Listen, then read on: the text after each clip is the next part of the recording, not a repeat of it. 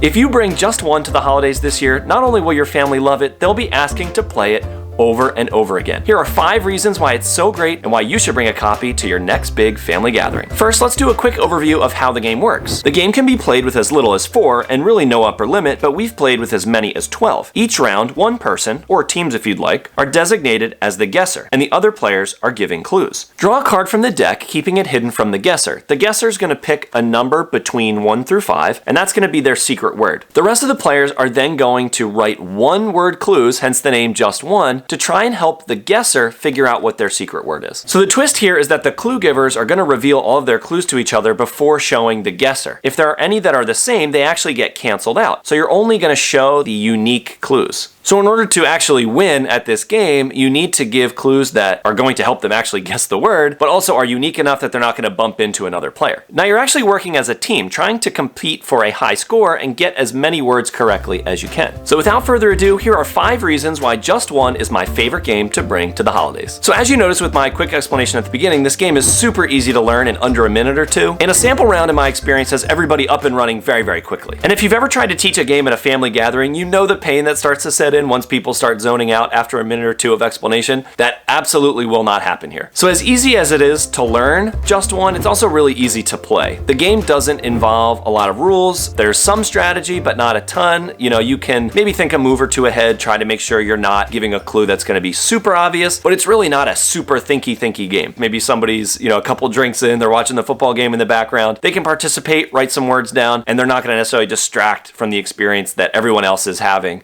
who maybe are a little bit more invested in the game. And since it's easy to learn and play, everyone can get involved. Younger kids can play as long as they can read. Older folks can play too, gamers and non-gamers. The game is very inclusive, perfect for the holidays. Reason number 2, the game handles large player counts very well. Obviously, when you're at the holidays, you're going to have a lot of people together. We had around 10 or 11 people playing at Thanksgiving recently. We actually just kind of paired a couple people up who wanted to play or maybe didn't want the pressure of writing their own clues. And the game does get a little bit easier at larger player counts, but that's not really the point. It's just fun to guess words correctly. And reason number 1, it really just brings people together. Like any great game, really what it serves to do is get people to the table, interacting, maybe sparking that conversation with a family member you haven't seen in a while. It's hilarious when somebody thinks they have some really clever clue and you reveal and actually 3 other people wrote the exact same thing. And then there's that awesome tension of you showing the clues to the guesser and them really struggling to figure it out, and then it finally dawns on them and a cheer goes around the room. Just One creates some great stories and brings everyone just a little closer together. Are there any games you really like to bring to the holidays? Any that you thought would go well and just went absolutely poorly? Let us know down in the comments, and we hope you have a happy holiday season.